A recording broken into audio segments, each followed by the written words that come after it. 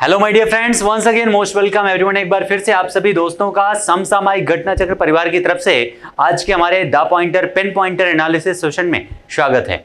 जितने भी लोग हमारे साथ जुड़े हुए सेशन में, सबसे पहले एक बार सारे लोग सेशन को लाइक कर दीजिएगा, शेयर कर दीजिएगा सारे दोस्तों के बीच में। फिर हम बढ़ते हैं आज के हमारे सेशन की तरफ, जिसमें हम डिस्कस करने वाले हैं आज के अपने most important one liner points को और उनके एनालिसिस के बारे में। तो आइए बढ़ते हैं आज के सेशन की तरफ, अपने पहले क्वेश्चन की तरफ।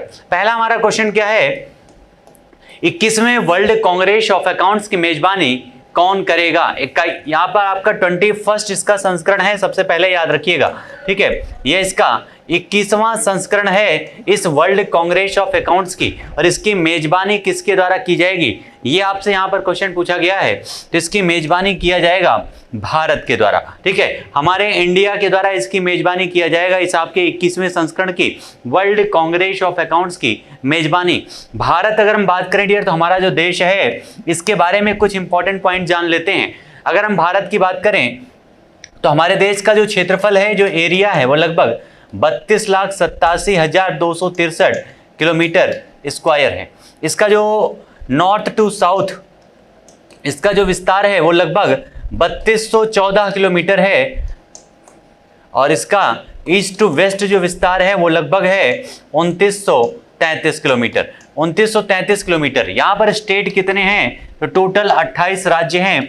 यूनियन टेरिटरीज कितनी हैं, तो 8 यूनियन टेरिटरीज हैं, याद रखिएगा। इसमें हमारे देश के संविधान में, हमारा देश का जो संविधान है दुनिया का सबसे बड़ा संविधान है, ये पॉइंट याद रखिएगा। उसके अलावा हमारा देश का जो कोस्टल एरिया है, इस कोस्टल क्षेत्रफल लगभग कितना है, तो इसका जो क्षेत्रफल है लगभग 7516 किलोमीटर है, 1600 किलोमीटर है। टोटल बॉर्डर कितना है, तो टोटल बॉर्डर लगभग 15,200 किलोमीटर है। ये पॉइंट सारे हमारे देश से संबंधित है, भारत से संबंधित। हमारे देश की राजधानी क्या है, तो दिल्ली इसकी राजधानी है। नरेंद्र मोदी जी यहाँ के इस समय प्राइम मिनिस्टर हैं। रामनाथ कोविंद जी इस समय राष्ट्रपति हैं। ये सारे पॉइंट याद रखिएगा, रामनाथ कोविंद जी राष्ट्रपति हैं। ये सारे बेसिक पॉइंट थे हमारे देश से संबंधित, याद रखिएगा, मोस्ट इंपॉर्टेंट है, ठीक है। और हमारा देश आपको पता है दुनिया में दुग्ध उत्पादन में सबसे पहले स्थान पर है। पहले स्थान पर दुग्ध उत्पादन में कौन सा है, तो भारत है। नेक्स्ट हमारा क्वेश्चन है, किस राज्य में संगीत को बढ़ावा देने के लिए संगीत परियोजना की शुरुआत की गई है। किसको बढ़ावा देने के लिए, तो संगीत को बढ़ावा देने के लिए कौन से परियोजना की शुरुआत की गई है, तो संगीत परियोजना की शुरुआत किया गया है। और ये कहां पर किया गया है, तो हमारे देश का एक पूर्वोत्तर राज्य है जिसका नाम है मेघालय, ठीक है। मेघालय में इस परियोजना की शुरुआत की गई है संगीत को बढ़ावा देने के लिए। और नेक्स्ट है, oil and natural gas corporation limited ONGC ने स्वच्छ ऊर्जा के लिए किस देश के साथ में समझौता किया है। आपको पता है कि जितने भी ग्रीन एनर्जी से संबंधित जो कंट्री हैं, उनमें नॉर्डिक जो देश हैं वो सबसे शीर्ष पर हैं। कौन से, नॉर्डिक कंट्रीज जो हैं वो सबसे शीर्ष पर, इसमें नॉर्वे, फिनलैंड, आइसलैंड, ये सारे देश आते हैं। और इसमें ये जो समझौता है oil and natural gas corporation limited ने किसके साथ स्वच्छ ऊर्जा के लिए समझौता किया है, तो ये किया है नॉर्वे के साथ में, ठीक है। नॉर्वे कहाँ पर है, तो यूरोप में है, याद रखिएगा, यूरोपियन कंट्री है नॉर्वे। और इसी नॉर्वे के साथ समझौता किया गया है ONGC के द्वारा। दोनों पॉइंट याद रखिएगा कि ये समझौता किसने किया है, तो नॉर्वे के साथ समझौता किया है हमारे देश की जो एक नवरत्न कंपनी है जिसका नाम है ONGC, उसी के द्वारा ये समझौता किया गया है। किस प्रसिद्ध जीव वैज्ञानिक का अभी हाल ही में निधन हो गया है, तो उनका नाम है M विजयन। नाम क्या है, M विजयन का अभी हाल ही में निधन हो गया है। जिनका संबंध कौन से क्षेत्र से है, तो इनका संबंध है जीव विज्ञान से। क्वेश्चन इसी प्रकार से आपके एग्जाम में पूछे जाते हैं कि अभी हाल ही में M विजयन का निधन हो गया है, उनका संबंध कौन से क्षेत्र से है, तो आंसर क्या हो जाएगा, उनका संबंध है जीव विज्ञान से। नेक्स्ट हमारा क्वेश्चन है, किस देश से 2023 विश्व आइस हॉकी चैंपियनशिप की मेजबानी छीन ली गई है। 2023 में होने वाली विश्व हॉकी चैंपियनशिप की मेजबानी छीन ली गई है। किससे छीना गया है, तो ये छीना गया है रशिया से। किससे, रशिया से छीना गया है। उसका रीजन क्या है आपको पता है, क्योंकि रशिया ने यूक्रेन पर आक्रमण किया है और इससे कई सारे खेलों की मेजबानी के साथ साथ कई सारे संगठनों से भी उसको बाहर कर दिया गया है, कई सारे संगठनों से उसको निष्कासित कर दिया गया है। रशिया की अगर हम बात करें रूस की डियर। तो रूस की अगर हम बात करें तो रूस का जो कैपिटल है, रूस की कैपिटल क्या है? तो रूस की कैपिटल है मॉस्को, याद रखिएगा, ठीक है। रशिया की कैपिटल क्या है? रशिया की कैपिटल है मॉस्को।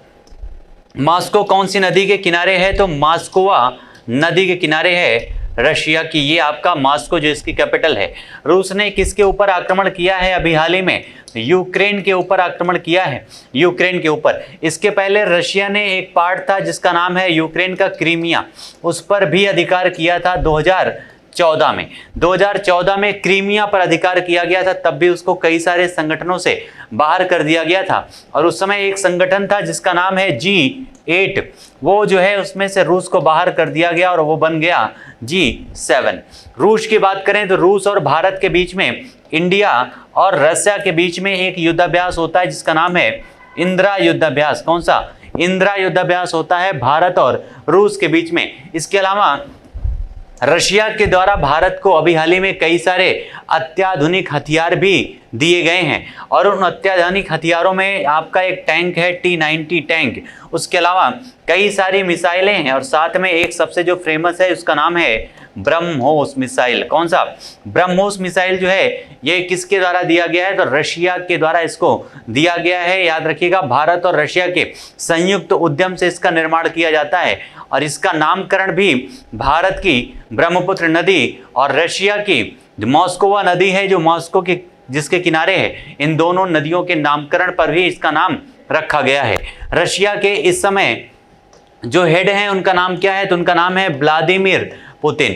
क्या नाम है? व्लादिमीर पुतिन उनका नाम है, याद रखिएगा, जो इस समय रशिया के हेड हैं, इस समय रशिया के राष्ट्रपति हैं। ये सारे मोस्ट इंपॉर्टेंट पॉइंट हैं रशिया से संबंधित जो आपके एग्जाम में पूछे जा सकते हैं, ठीक है। आइए बढ़ते हैं नेक्स्ट पॉइंट पर। अगला हमारा पॉइंट क्या है डियर? अगला नेक्स्ट क्वेश्चन हमारा है, किस देश से यहाँ पर मिसाइल लाइफ नामक पुस्तक, किसके द्वारा मिसाइल लाइफ नामक पुस्तक का विमोचन कहां पर किया गया है?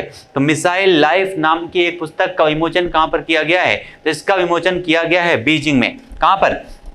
बीजिंग में किया गया, और बीजिंग है कहां पर? तो चाइना की कैपिटल है। इसी बीजिंग में अभी हाल ही में शीतकालीन ओलंपिक का आयोजन किया गया था। कौन सा? शीतकालीन ओलंपिक का आयोजन कहां किया गया था? इसी बीजिंग में किया गया था, याद रखिएगा। शी जिनपिंग चाइना के हेड हैं, और यही चाइना में आपका वुहान है जहां से कोरोना वायरस निकला था। इसी चाइना में आपका है संघाई, जहां पर एनडीबी की स्थापना की गई है ब्रिक्स देशों के द्वारा, और यहीं पर है चाइना की शोक जो आपकी नदी, इसको कहते हैं वांगो नदी, और एशिया की सबसे बड़ी जिसका नाम है यांगटी नदी, यांगशी नदी कहते हैं, वो भी कहां पर है? तो इसी चाइना में है। और दुनिया के सबसे ज्यादा देशों को टच करने वाला एक देश है जिसका नाम है चाइना, याद रखिएगा, ठीक है। सबसे ज्यादा देशों को टच करने वाला देश भी चाइना है, और सबसे ज्यादा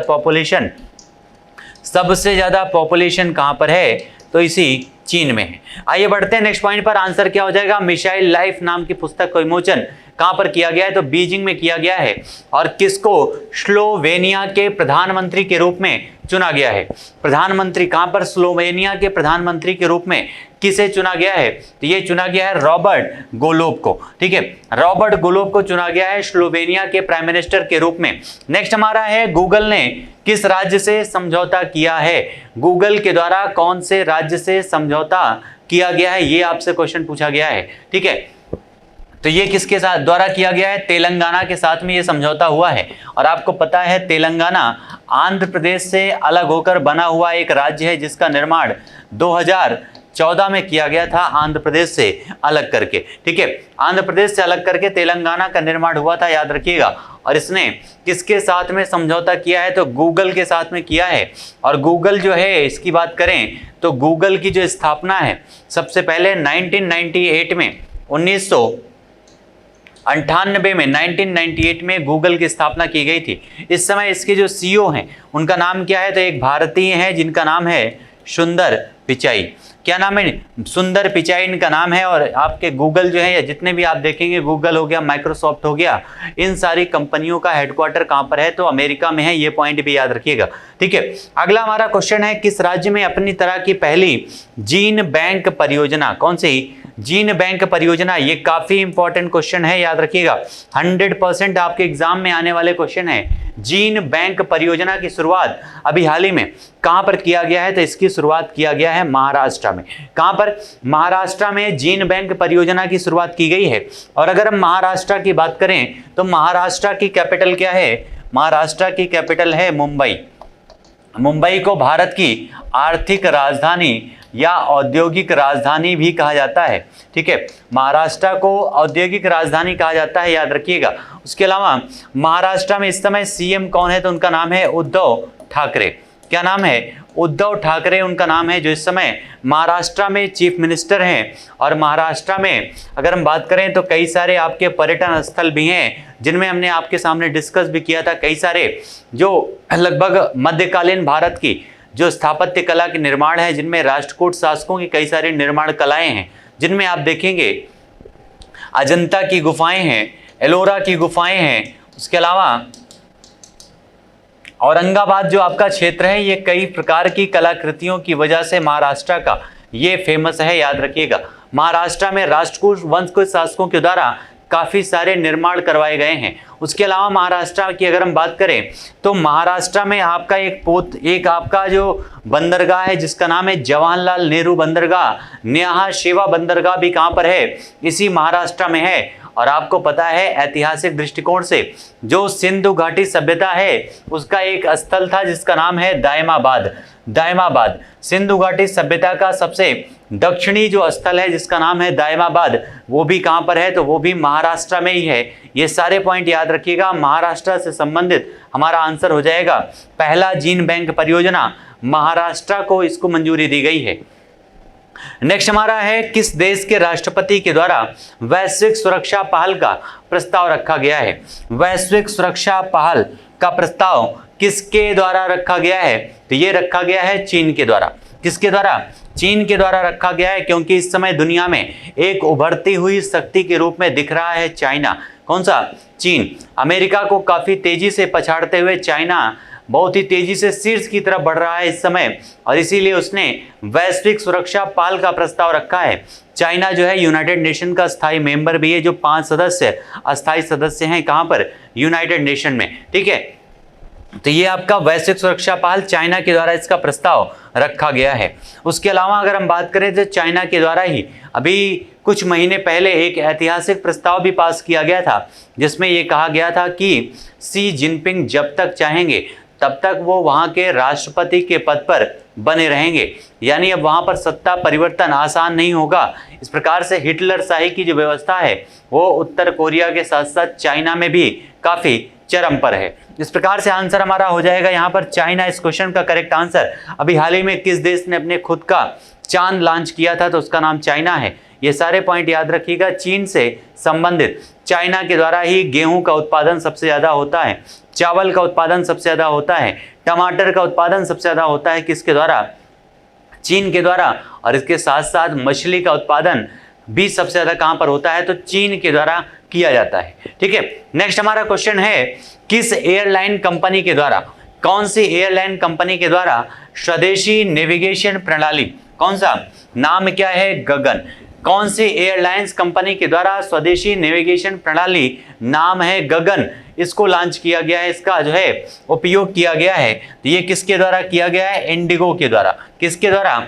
इंडिगो। ये वही इंडिगो है जिसको अभी कुछ दिन पहले जिसके ऊपर जुर्माना लगाया गया है। और जुर्माना लगाने की वजह क्या थी? तो उसने एक दिव्यांग बच्चे को अपने हेलीकॉप्टर में या फिर अपने वायुयान में बिठाने से मना कर दिया था, जबकि उसके सारे टिकट थे और उसके माता पिता भी उसके साथ थे। फिर भी उसको दिव्यांग होने की वजह से उसको अपने वायुयान में नहीं बैठने दिया गया इंडिगो के द्वारा, और उसके बाद इस पर जुर्माना भी लगाया गया था इंडिगो को। ठीक है, तो आंसर क्या हो जाएगा? स्वदेशी नेविगेशन प्रणाली जो है जिसका नाम है गगन, इसका उपयोग किया गया है किसके द्वारा? तो इंडिगो के द्वारा। और ऐसा करने वाली जो कौन सी कंपनी बन चुकी है? तो ऐसा करने वाली इंडिगो हमारे देश की पहली कंपनी बन चुकी है। उड्डयन क्षेत्र में अगर हम बात करें तो एयर इंडिया जो है उसका 100% अधिग्रहण टाटा के द्वारा कर लिया गया है। ये पॉइंट भी याद रखिएगा। और उड्डयन मंत्रालय की अगर बात करें डियर, तो हमारे देश में उड्डयन मंत्रालय का जो कार्यभार है इस समय कौन संभाल रहा है? तो उनका नाम है ज्योतिरादित्य सिंधिया, जिनका संसदीय क्षेत्र जो है आपके मध्य प्रदेश राज्य से बिलोंग करता है। ठीक है, तो इस प्रकार से आंसर हमारा क्या हो जाएगा, यहाँ पर इंडिगो करेक्ट आंसर हो जाएगा। गगनयान, गगनयान यहाँ पर याद रखिएगा, हमारे देश के द्वारा एक मिशन भी लॉन्च किया जाना है जिसका नाम है गगनयान। नेक्स्ट हमारा है लॉर्सन एंड टुब्रो LNT ने ग्रीन हाइड्रोजन प्रौद्योगिकी विकसित करने के लिए किस प्रौद्योगिकी संस्थान के साथ में समझौता किया है। तो कौन से प्रौद्योगिकी संस्थान के साथ में ये समझौता किया गया है, तो ये किया गया है IIT बॉम्बे के साथ में ये समझौता हुआ है।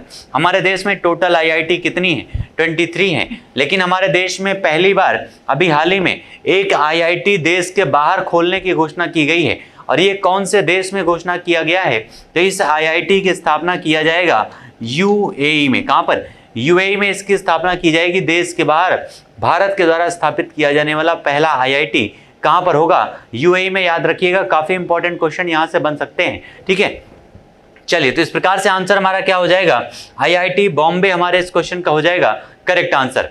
नेक्स्ट हमारा है किस देश के द्वारा स्पेशल 301 रिपोर्ट, कौन सा स्पेशल 301 रिपोर्ट जारी की गई है, तो ये किसके द्वारा जारी किया गया है, तो इसको जारी किया गया है अमेरिका के द्वारा। ठीक है, अमेरिका के द्वारा जारी किया गया है। अमेरिका की अगर हम बात करें तो अमेरिका की कैपिटल क्या है, तो वॉशिंगटन DC इसकी कैपिटल है, जहां पर IMF और वर्ल्ड बैंक का मुख्यालय है। याद रखिएगा, वॉशिंगटन DC जो आपका है ये पोटोमैक नदी के किनारे है। कौन सा, पोटोमैक नदी के किनारे है। और वॉशिंगटन DC का जो नाम है ये अमेरिका के पहले राष्ट्रपति जॉर्ज वॉशिंगटन के नाम पर इसका नामकरण किया गया है। उसके अलावा अगर हम बात करें अमेरिका के प्रेसिडेंट कौन है, तो उनका नाम है जो बाइडन।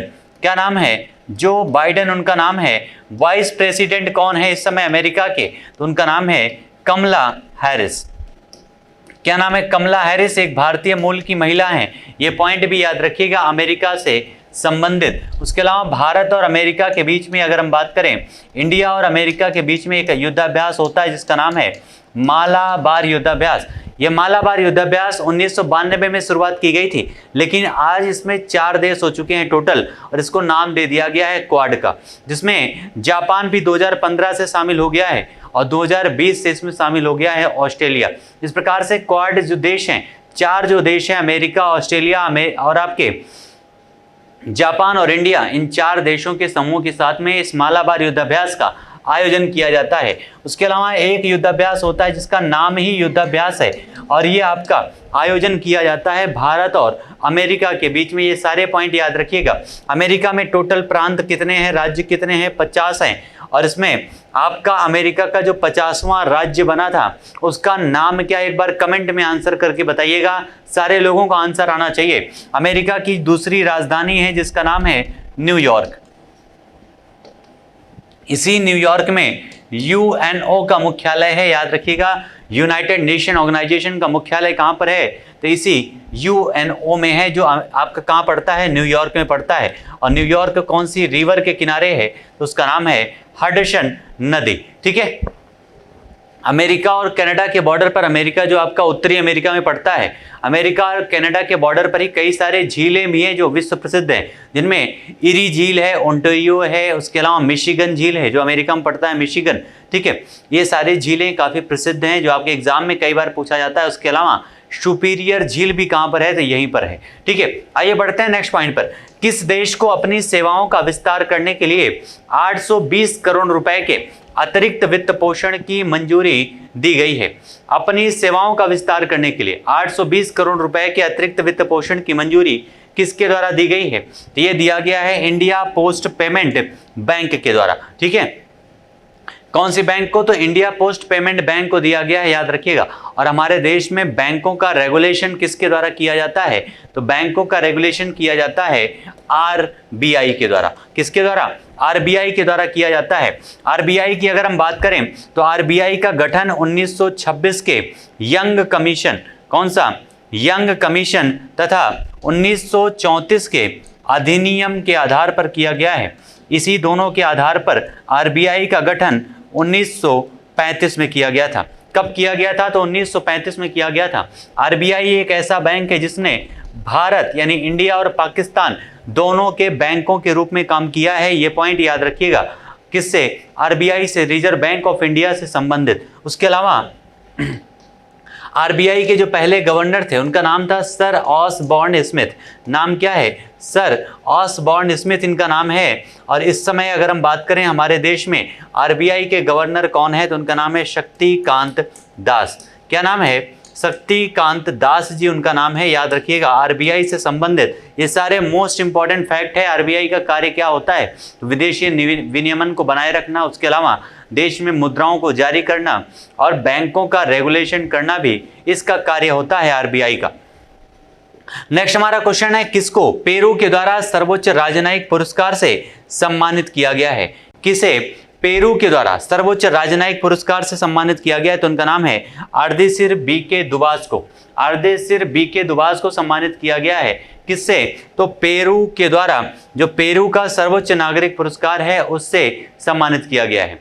अगला हमारा क्वेश्चन है, किसको शिवालिक स्मॉल फाइनेंस बैंक के एमडी और सीईओ के रूप में नियुक्त किया गया है? तो शिवालिक स्मॉल फाइनेंस बैंक के एमडी और सीईओ बनाया गया है अंशुल स्वामी को। और किसको इंडिफी टेक्नोलॉजीज में सलाहकार के रूप में नियुक्त किया गया है? तो रजनीश कुमार को नियुक्त किया गया है सलाहकार के रूप में। ये दोनों पॉइंट नियुक्तियों से संबंधित है, याद रखिएगा, रजनीश कुमार को। किस बैंक के द्वारा वरिष्ठ नागरिकों के लिए एक नई सुविधा को लॉन्च किया गया है? कौन से बैंक के द्वारा वरिष्ठ नागरिकों के लिए एक नई सुविधा को लॉन्च किया गया है? और ये लॉन्च किया गया है बैंक ऑफ बड़ौदा के द्वारा। ठीक है, बैंक ऑफ बड़ौदा के द्वारा लॉन्च किया गया है। आपको पता हो बैंक ऑफ बड़ौदा का जो विस्तार है पूरे देश में, ये केवल ग्रामीण क्षेत्रों में बैंकों की पहुंच को बढ़ाने तक के लिए इसका विस्तार किया गया था, बैंक ऑफ बड़ौदा का। ठीक है, और इसी बैंक ऑफ बड़ौदा के द्वारा वरिष्ठ नागरिकों के लिए एक नई सुविधा को लॉन्च किया गया है। और इसके द्वारा कौन सी सुविधा शुरू की गई है? तो उसका नाम है बाब वर्ल्ड गोल्ड। कौन सा? इसके द्वारा जो सुविधा शुरुआत की गई है बैंक ऑफ बड़ौदा के द्वारा, उसका नाम है बाब वर्ल्ड गोल्ड। नेक्स्ट हमारा है अंतर्राष्ट्रीय श्रमिक दिवस। कौन सा?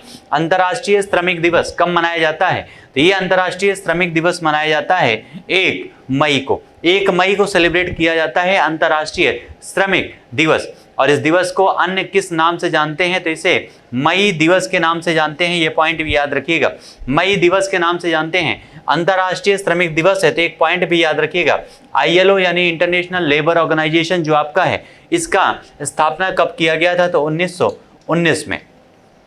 जो अंतर्राष्ट्रीय श्रम संगठन है 1919 में इसकी स्थापना की गई थी। और अगर कुछ अन्य दिवसों की बात करें तो कई सारे दिवस हैं जिनको आपको याद रखना जरूरी है, जिनमें आपका 9 जनवरी को आपका आ जाता है महात्मा गांधी का प्रवासन, जब भारत वापस आए थे दक्षिण अफ्रीका से। उसके अलावा जनवरी के महीने में ही आपका महात्मा गांधी का देहांत भी हुआ था, उनका एसेसिनेशन हुआ था। 30 जनवरी को शहीद दिवस के रूप में याद रखते हैं। 2 फरवरी को याद रखिएगा, 2 फरवरी को आपका मनाया जाता है जो शुष्क भूमि दिवस है, जिसके दिन रामसर साइट की घोषणा की जाती है 2 फरवरी को। ये सारे मोस्ट इंपॉर्टेंट हैं, याद रखिएगा। मार्च के महीने में आपका 20 मार्च, 21 मार्च, 22 मार्च, 23 मार्च, 24 मार्च, ये सारे दिवस इंपॉर्टेंट हैं। जिसमें 20 मार्च के दिवस में आपको विश्व गौरैया दिवस और खुशहाली दिवस मनाया जाता है। 21 मार्च को सेलिब्रेट किया जाता है कौन सा दिवस? तो 21 मार्च को मनाया जाता है वन संरक्षण दिवस। उसके अलावा 22 मार्च को क्या मनाया जाता है? तो 22 मार्च को मनाया जाता है विश्व जल दिवस। 23 मार्च को क्या मनाया जाता है? तो शहीद दिवस, जिस दिन आपका सुखदेव, भगत सिंह, राजगुरु इन लोगों को फांसी दी गई थी 1931 में, उसको शहीद दिवस के रूप में मनाते हैं। उसके अलावा 24 को मनाया जाता है टीबी दिवस। ये सारे पॉइंट याद रखिएगा, टीबी दिवस मनाया जाता है। उसके अलावा 22 अप्रैल को सेलिब्रेट किया जाता है आपको पृथ्वी दिवस। विश्व पृथ्वी दिवस आपका मनाया जाता है। विश्व पृथ्वी दिवस मनाया जाता है कब? तो 22 अप्रैल को मनाया जाता है। 22 मई को क्या मनाया जाता है? तो 22 मई को सेलिब्रेट किया जाता है जैव विविधता दिवस। कौन सा? जैव विविधता यानी बायोडाइवर्सिटी डे मनाया जाता है। 22 मई को सेलिब्रेट किया जाता है। 5 जून को क्या मनाया जाता है? तो पर्यावरण दिवस सेलिब्रेट किया जाता है 5 जून को। 21 जून को क्या मनाया जाता है? तो योग दिवस मनाया जाता है। योग दिवस 21 जून को मनाया जाता है। ये सारे पॉइंट याद रखिएगा, मोस्ट इंपॉर्टेंट हैं, काफी इंपॉर्टेंट ये सारे पॉइंट हैं जो आपके दिवस से संबंधित हैं। अगला हमारा क्वेश्चन है, भारत में प्रथम बार यह दिवस किस पार्टी के द्वारा मनाया गया था? इसे मनाया गया था द लेबर किसान पार्टी ऑफ हिंदुस्तान के द्वारा। किसके द्वारा? द लेबर किसान पार्टी ऑफ हिंदुस्तान के द्वारा इसे सेलिब्रेट किया गया था। नेक्स्ट हमारा है अंतर्राष्ट्रीय जैज दिवस कब सेलिब्रेट किया जाता है? अंतर्राष्ट्रीय जो जैज दिवस है इसको मनाया जाता है 30 अप्रैल को, 30 अप्रैल को। और किस संस्था के द्वारा सेलिब्रेट किया जाता है? तो यूनेस्को के द्वारा। ठीक है, यूनेस्को के द्वारा इसको मनाया जाता है। यूनेस्को की अगर हम बात करें तो यूनेस्को जो है, ये जो यूनेस्को है ये इसका हेडक्वार्टर कहाँ पर है? ये पेरिस में है, याद रखिएगा। कहाँ पर? इसका हेडक्वार्टर है पेरिस में। ठीक है, यूनेस्को का हेडक्वार्टर है पेरिस में, याद रखिएगा। पेरिस यानी फ्रांस। फ्रांस की जो कैपिटल है जिसको कहते हैं फैशन की नगरी, क्या कहते हैं? फैशन की नगरी कहा जाता है, यहीं पर है इसका मुख्यालय। और यहीं पेरिस में आपका 2024 का होने वाला है ओलंपिक। 2024 का ओलंपिक होने वाला है। यूनेस्को का फुल फॉर्म क्या होता है? United national educational scientific and cultural organization. इसका फुल फॉर्म होता है आपके यूनेस्को का। और इसी के द्वारा विश्व धरोहर स्थलों की भी घोषणा की जाती है। विश्व धरोहर स्थलों की घोषणा की जाती है। हमारे देश में इस समय विश्व विरासत स्थल के रूप में 40 स्थल हो चुके हैं, जिनमें 39वें और 40वें स्थल के रूप में रामप्पा मंदिर कहाँ पर है? तेलंगाना में है। उसके अलावा धौलावीरा कहाँ पर है? धौलावीरा गुजरात में है। इन सारी जगहों पर, इन दोनों जगहों पर याद रखिएगा, इनको 39वें और 40वें स्थल के रूप में विश्व विरासत सूची में स्थान दिया गया है। ठीक है, ये सारे पॉइंट याद रखिएगा, यूनेस्को से संबंधित मोस्ट इंपॉर्टेंट हैं, जिसके द्वारा इंटरनेशनल जैज डे मनाया जाता है। और वर्ष 2022 में इस दिवस की थीम क्या है? A call for global piece and unity इसकी थीम रखी गई है। अगला हमारा है कार्यस्थल पर सुरक्षा और स्वास्थ्य का विश्व दिवस कब सेलिब्रेट किया जाता है? तो इसको मनाया जाता है 28 अप्रैल को। 28 अप्रैल को मनाया जाता है कार्यस्थल पर सुरक्षा और स्वास्थ्य का विश्व दिवस। और ये जो दिवस है ये किस अंतर्राष्ट्रीय संस्था के द्वारा? तो अंतर्राष्ट्रीय लेबर ऑर्गेनाइजेशन यानी ILO, जिसके बारे में हमने बताया था अभी आपका 1919 में जिसकी स्थापना की गई थी। और इस 2022 में इस दिवस की थीम क्या रखी गई है? तो 2022 में इस दिवस की थीम है सकारात्मक सुरक्षा और स्वास्थ्य संस्कृति का निर्माण करने के लिए मिलकर कार्य करें, ये इसकी थीम रखी गई है। और international girls in ICT day कब मनाया जाता है? International girls in ICT day अप्रैल महीने के चौथे गुरुवार को मनाया जाता है, अप्रैल मंथ के चौथे गुरुवार को। लेकिन इस बार कब मनाया गया है? तो इस बार यह मनाया गया है 28 अप्रैल को। यानी इस बार का जो चौथा गुरुवार था अप्रैल महीना का, वो पड़ा था 28 तारीख को, और 28 अप्रैल को इसको सेलिब्रेट किया गया है। 2022 में इसकी थीम क्या है? तो इसका जो थीम है वो है पहुंच और सुरक्षा, यानी एक्सेस एंड सेफ्टी, इसकी इस बार थीम रखी गई है 2022 में। अगला हमारा दिवस है विश्व बौद्धिक संपदा दिवस। कौन सा? विश्व बौद्धिक संपदा दिवस कब सेलिब्रेट किया जाता है? तो विश्व बौद्धिक संपदा दिवस मनाया जाता है 26 अप्रैल को। 26 अप्रैल को मनाया जाता है, और जिसकी थीम है IP and youth innovating for a better future, इसकी थीम रखी गई है 2022 में। अगला हमारा है अंतर्राष्ट्रीय चेरनोबिल आपदा स्मरण दिवस कब मनाया जाता है? तो ये आपका 26 अप्रैल को मनाया जाता है। चेरनोबिल कहाँ पर है? तो यूक्रेन में है, यूक्रेन में। उस समय कब, जहाँ पर ये आपका 1984 में जब यह दुर्घटना हुई थी चेरनोबिल में, तब वो किस में था? तो उस समय ये जो आपका चेरनोबिल है ये USSR में था। किसमें? USSR में था, जो इस समय अस्तित्व में नहीं है। USSR में था, याद रखिएगा, 1984 में USSR में। और ये आपका दिवस मनाया जाता है 26 अप्रैल को, जहाँ पर एक गैस के लीक होने की वजह से परमाणु, ठीक है, ये लीक होने की वजह से वहाँ पर काफ़ी सारे लोगों का अकाल मृत्यु हो चुकी थी। याद रखिएगा, जिस प्रकार से हमारे देश में भोपाल में 1984 में हुआ था भोपाल गैस त्रासदी, जिसमें MIC मिथाइल आइसोसाइनेट के जो है एक प्रकार से लीक होने की वजह से हजारों लोगों ने अपनी जान गंवा दिया था। चलिए, ये घटना कब हुई थी? तो 86 में, याद रखिएगा कब हुआ था? 86 में, सॉरी। चलिए, 26 अप्रैल 1986 में जो आपका 84 में हुआ था वो भोपाल गैस त्रासदी है MIC गैस की लीक होने की वजह से।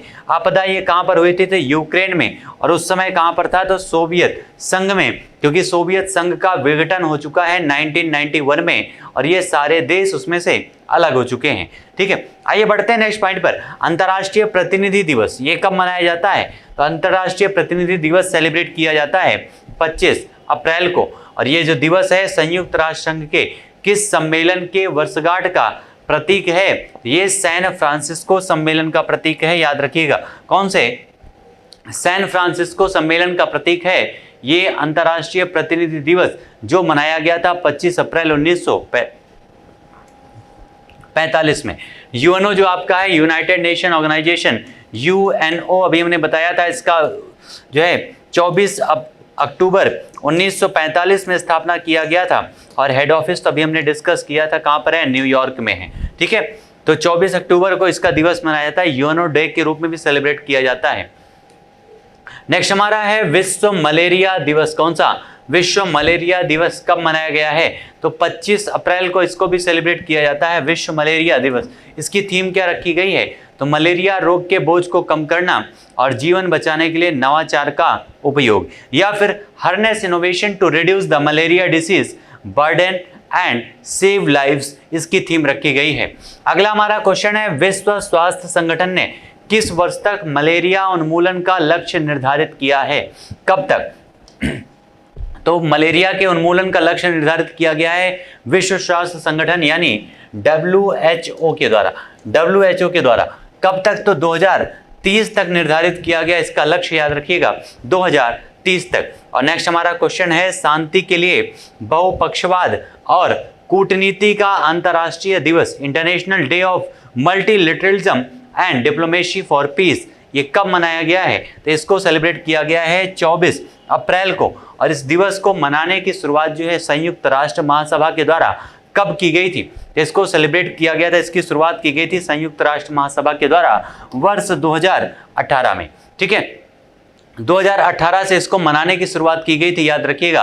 और इसे 24 अप्रैल को मनाया जाता है। विश्व पुस्तक एवं कॉपीराइट दिवस कब मनाया जाता है? तो ये 23 अप्रैल को मनाया जाता है, विश्व पुस्तक एवं कॉपीराइट दिवस। और ये दिवस किस संस्था के द्वारा मनाया जाता है? इसे यूनेस्को के द्वारा सेलिब्रेट किया जाता है। नेक्स्ट हमारा है, अंग्रेजी भाषा दिवस कब सेलिब्रेट करते हैं, यानी इंग्लिश लैंग्वेज डे कब मनाया जाता है? तो ये 23 अप्रैल को मनाया जाता है। एक बार कमेंट में आंसर करके बताइएगा कि हमारे देश में जो आपका हिंदी दिवस है वो कब सेलिब्रेट किया जाता है, राष्ट्रीय हिंदी दिवस। सारे लोग कमेंट में आंसर करके बताइएगा। हमारे संविधान में, हमारे कॉन्स्टिट्यूशन में टोटल कितनी लैंग्वेज है? तो टोटल 22 है, ये पॉइंट याद रखिएगा। और साथ ही मूल संविधान में हमारे देश में कितनी भाषाएं थी? तो 14 भाषाएं थी। ठीक है, 14 भाषाएं थी हमारे मूल संविधान में, जिसमें बाद में मणिपुर, कोंकणी, नेपाली, डोंगरी, ठीक है, बोडो, ये सारी भाषाओं को बाद में शामिल किया गया। और इस समय टोटल 22 भाषाएं हैं हमारे देश के संविधान में। आइए बढ़ते हैं नेक्स्ट पॉइंट पर। यह दिवस जो है किस व्यक्ति के जन्म दिवस एवं पुण्यतिथि के अवसर पर सेलिब्रेट किया जाता है? तो इसको सेलिब्रेट किया जाता है विलियम शेक्सपियर को। विलियम शेक्सपियर की जन्मतिथि पर सेलिब्रेट किया जाता है। और भारत का शेक्सपियर किसको कहते हैं? तो उनका नाम है कालिदास। ठीक है, कालिदास को कहा जाता है भारत का शेक्सपियर। और कालिदास की अगर हम बात करें, जो कालिदास की रचनाएं कौन कौन सी हैं? तो याद रखिएगा, कालिदास के द्वारा कुमार संभवम, उसके अलावा अभिज्ञान शकुंतलम, मेघदूतम, ऋतुसंहार, ये सारी रचनाएं किसकी हैं? तो कालिदास की हैं। ये सारे पॉइंट भी नोट कर लीजिएगा। ऋतुसंहार, उसके अलावा कुमार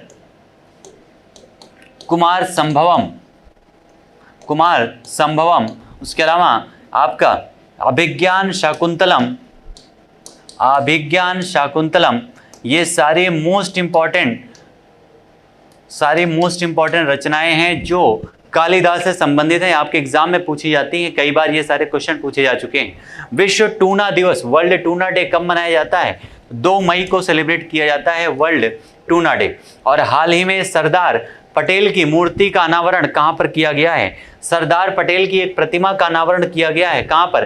तो सनातन मंदिर सांस्कृतिक केंद्र मारखम में। ठीक है, सनातन मंदिर केंद्र ये आपका मारखम है। कहां पर? तो कनाडा में है, याद रखिएगा।